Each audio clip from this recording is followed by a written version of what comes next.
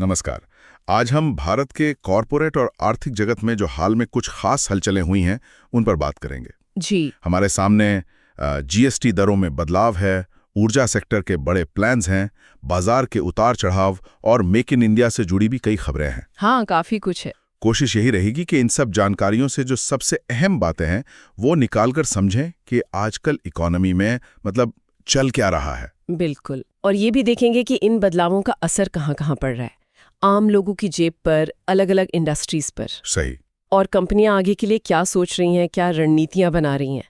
तो चलिए शुरू करते हैं। हाँ, तो सबसे पहले जीएसटी कटौती, इसका असर अब दिखने लगा है ना, जैसे होटल इंडस्ट्री में। हाँ, होटल इंडस्ट्री में काफी चर्चा है। वो जो 750 रुपए तक के कमरे हैं उन पर जीएसटी 12% से घटाकर 5% कर दिया गया है। तो ग्राहकों के लिए तो ये अच्छी खबर है, करीब 525 रुपए तक की बचत हो सकती है। हाँ, देखने में तो सीधी बचत है, लेकिन इसमें एक पेंच है, वो ये कि ये कटौती बिना इनपुट टैक्स क्रेडिट के हैं। अच्छा, इसका मतलब?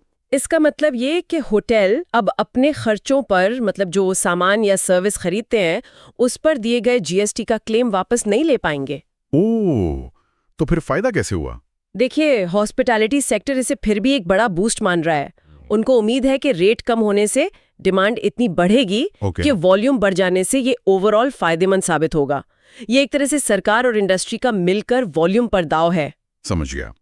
और ये सिर्फ होटलों तक ही सीमित नहीं लग रहा, त्योहारों का मौसम भी है, तो ऑटो कंपनियां? बिल्कुल, मारुति, टाटा, हुंडई और तो और मर्सिडीज, बीएमडब्ल्यू जैसी कंपनियां भी डिस्काउंट दे रही हैं। हाँ, मैंने भी देखा। हीरो मोटोकॉर्प, महिंद्रा भी पीछे नहीं है। महिंद्रा तो कमर्शियल गाड़ियों पर 1.84 लाख रुपए तक की छूट दे रहा है। जी, ये काफी हद तक जीएसटी कटौती का फायदा ग्राहकों तक पहुंचाने और त्योहारी मांग को भुनाने का मिला-जुला असर है। सही। और देखिए, ये असर छोटी चीजों पर भी है। आईआरसीटीसी ने रेल नीर पानी की बोतल सस्ती कर दी। अच्छा। क्यों? क्योंकि पैकेज्ड पानी पर जीएसटी 18% से घटाकर सीधा 5% कर दिया गया। ओह, ये तो बड़ा बदलाव है। हाँ, और इसी तरह ज्यादातर दवाओं पर जीएसटी 12% से 5% हुआ है और 36 जीवन रक्षक दवाएं तो अब जीएसटी फ्री हैं। ये बहुत अहम है, हेल्थ केयर में बड़ा कदम। बिल्कुल। और एफएमसीजी कंपनियां भी, जैसे पीएनजी, यूनिलीवर, वो भी साबुन, शैम्पू जैसे रोजमर्रा के सामान पर 5 से 7.5 रुपए तक कीमतें घटा रही हैं। तो कुल मिलाकर उपभोक्ताओं की जेब को कुछ राहत और कंपनियों को बिक्री बढ़ने की उम्मीद, खासकर इस फेस्टिव सीजन में। सही कहा। अच्छा, अब जरा दूसरे बड़े मुद्दे पर आते हैं, ऊर्जा क्षेत्र। यहाँ आत्मनिर्भर बनने की बड़ी कोशिशें दिख रही हैं, ओएनजीसी और ऑयल इंडिया। हाँ, वो मिलकर एक बड़ा करीब 3600 करोड़ रुपए का ड्रिलिंग प्रोजेक्ट शुरू करने वाले हैं जी, अगले साल। हाँ, अगले साल। और इसका फोकस रहेगा गहरे समुद्र में, खासकर अंडमान, महानदी, सौराष्ट्र, बंगाल बेसिन। ये वो इलाके हैं जहां अब तक कम खोज हुई है। मकसद साफ है, नए तेल और गैस भंडार खोजना। बिल्कुल, ताकि आयात पर निर्भरता कम हो। और दिलचस्प बात यह है कि इसमें बीपी जैसी ग्लोबल कंपनी की तकनीकी मदद भी ली जाएगी। ये दिखाता है कि भारत इस क्षेत्र में कितना बड़ा सोच रहा है। इसी लाइन में एनटीपीसी भी विदेशों में यूरेनियम संपत्ति खरीदने पर विचार कर रहा है। ये भारत के परमाणु ऊर्जा लक्ष्य से कैसे जुड़ता है? ये सीधे तौर पर जुड़ता है। भारत का लक्ष्य है 2047 तक 100 गीगावाट परमाणु ऊर्जा क्षमता पाना। 100 गीगावाट? अभी तो हम शायद 8 गीगावाट के आसपास हैं। हाँ, बिल्कुल।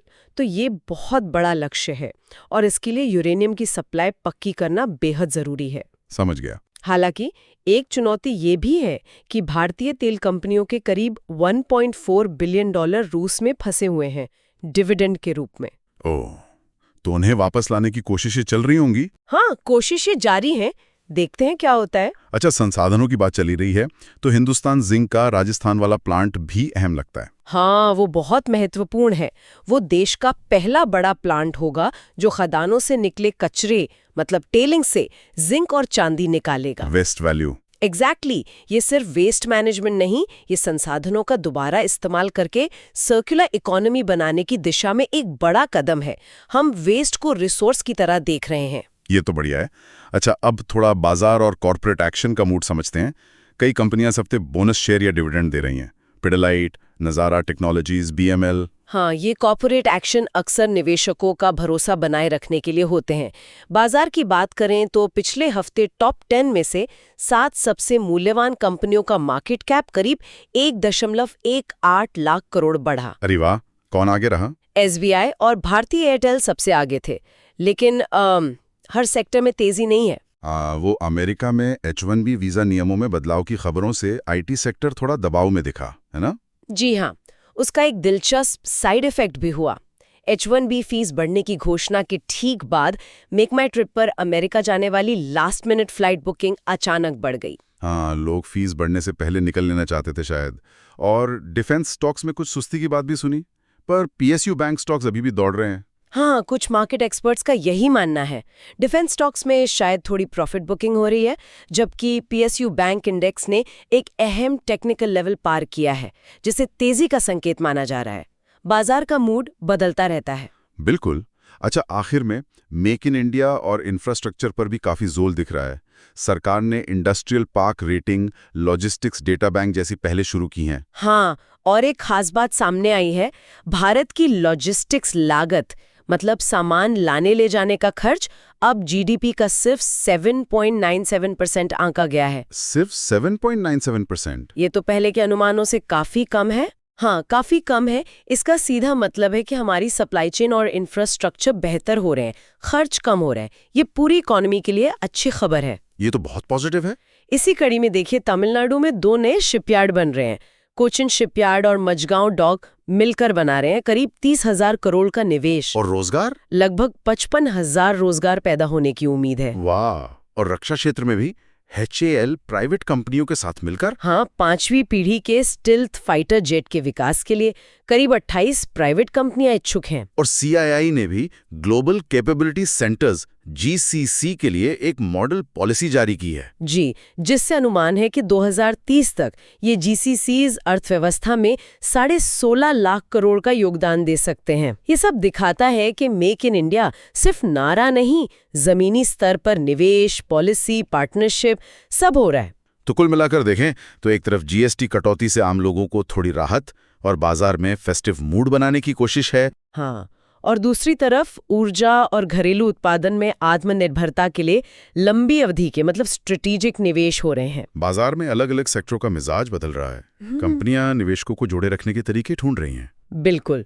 और सरकार मेक इन इंडिया और लॉजिस्टिक्स सुधार पर लगातार फोकस बनाए हुए है, जिसके नतीजे भी अब दिखने लगे हैं, जैसे वो लॉजिस्टिक्स कॉस्ट का कम होना। यहाँ पर एक सोचने वाली बात ये उभरती है, ये सब अलग अलग चीज़ें, चाहे वो होटल का सस्ता होना हो या ऊर्जा के लिए बड़ी योजनाएं, लॉजिस्टिक्स का सुधरना हो या फिर फाइटर जेट का देश में बनना, ये सब मिलकर भारत की जो बड़ी आर्थिक कहानी है उसे कैसे बदल रहे हैं। क्या ये छोटे छोटे कदम मिलकर आने वाले वक्त में भारत की ग्लोबल पहचान और आर्थिक दिशा को एक बिल्कुल नई शक्ल दे सकते हैं? इस पर सोचना दिलचस्प होगा।